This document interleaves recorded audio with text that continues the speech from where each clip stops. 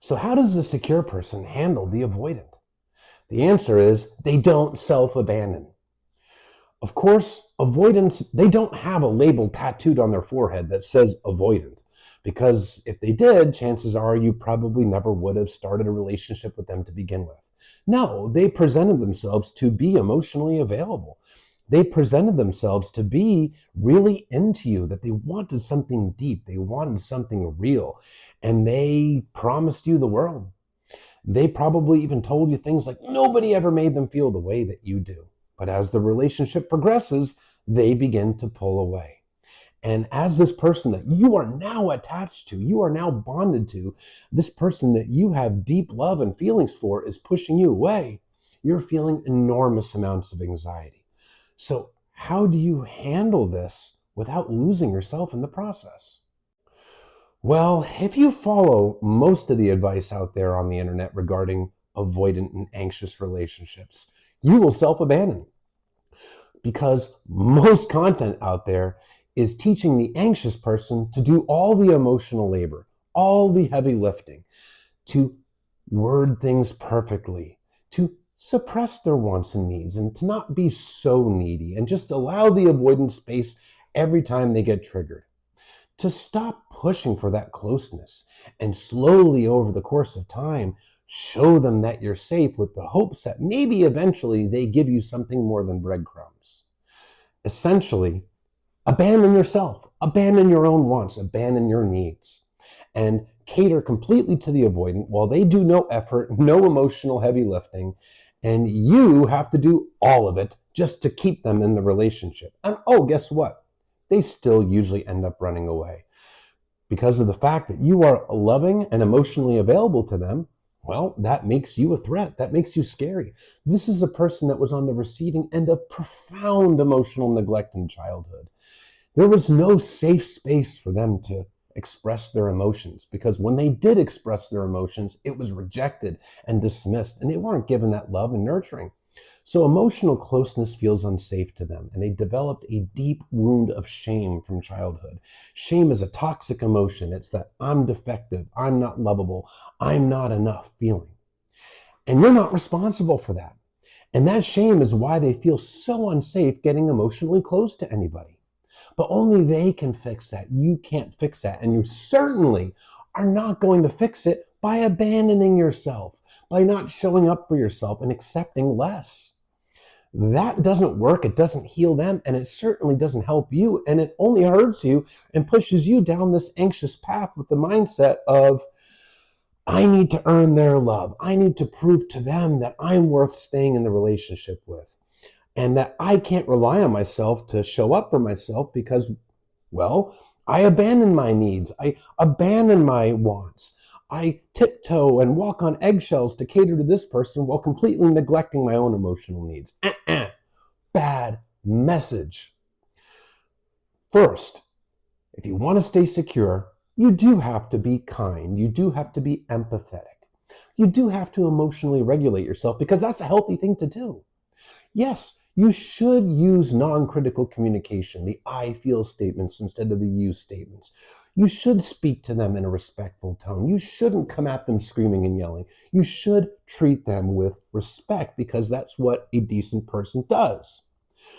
So yes, you should display that you are an emotionally safe person, but no, you should not abandon what you want. If you want closeness, if you want consistency, if you want communication, if you want to spend quality time together, if you want to be able to openly express your feelings, whether it's feelings of love or any other feeling, you should be able to do so because their insecurities should not stop you from pursuing what it is that you want and what's important to you. So what's the answer? You hold boundaries. Boundaries are your limits of what you'll allow, what you won't allow, what you want, what you don't want, what you need, what you don't need, and what you'll tolerate, what you won't tolerate, what your expectations are. Essentially, your boundaries are the limits of what you will subject yourself to. You cannot control another person. Your boundaries are not about controlling the avoidant, but you can control yourself, and that's what your boundaries are there for. To make sure that the relationship is within your limits. Because if it's not within your limits, then the burden is on you to enforce your boundary and remove yourself from a relationship where you are being emotionally neglected. Yes, you can have empathy for them, and that's a good thing. But that doesn't mean you're obligated to be mistreated and neglected. It doesn't mean that you have to self-abandon, because it's not going to fix them. But the relationship is clearly unfulfilling to you. So why subject yourself to it? Because you can't fix them, but you can show up for yourself. Holding boundaries, in most cases, is simple communication. Hey, this is how I feel about this. This is what I need. This is what works for me. This is what doesn't work. This hurts. This feels good. These are my limits. These are my boundaries. If they are consistently unwilling to respect your boundaries, well, then they're showing you that they're not going to do the work, that it is a one-sided relationship, that they're not empathizing with you, because it requires empathy to consider the other person's boundaries and to respect them. Because you have to actually think, oh, how does this person feel, and care about it.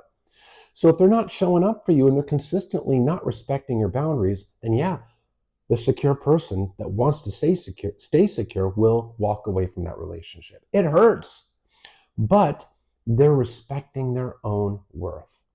One of two things is going to happen when you hold boundaries with the avoidant. The pattern's either going to stop and they're going to shape up and actually show up for you and put effort in and make adjustments to grow as a partner, to show up for you, or the relationship is going to come to an end. And yeah, that's sad, but if it comes to an end, what they're really saying is they were never going to show up for you. They were not going to do the work. And you are sparing yourself from going down an anxious path of self-abandonment. You are still preserving and respecting your self-worth, because you know what? When you do all the emotional heavy lifting, you do all the emotional labor, you self-abandon, you're not respecting your worth. You're actually degrading it. And then the relationship fails and you're worse off than you would have been if you just held boundaries. The consequences of not holding boundaries are always worse than the consequences of holding them. So what does the secure person do? The secure person handles the avoidant by holding boundaries and being absolutely steadfast with what their wants, needs, and expectations are, and not settling for less. Because they're either going to shape up or ship out. And if they ship out, yeah, it's sad, but guess what? Now you are free to find the partner that is emotionally available for you. And you won't be tied down with somebody who's not showing up for you. You won't be tied down in a relationship where your needs aren't getting met and you are self-abandoning and you are going down this anxious path. It's not a good thing. But what is a good thing is showing up for yourself. You will feel so much better for it. You'll be losing a one-sided relationship potentially, yes. But at the end of the day, you can't fix them. And no behavior that you can do will fix them. They have to be willing to work on themselves. There is no magic formula to make the avoidant show up for you. They have to find that within themselves. So when you really accept that you cannot fix the relationship all by yourself, all you can do is communicate in a healthy way, show up in a healthy way, and show up for yourself, respect your boundaries, respect your own needs, take control of your side of the street. It's really empowering because you're no longer taking that emotional responsibility for how the other person behaves. Because when you are taking responsibility for how they show up, you're essentially telling yourself, I'm responsible for everything I do, and I'm responsible for everything the avoidant does, and the avoidant is responsible for nothing. They're not responsible for their own behavior or mine, and I'm responsible for everything. It doesn't make sense. That's the message and the mindset of a person that's self-abandoning to try to keep somebody who's emotionally unavailable to begin with. Show up for yourself. Hold boundaries.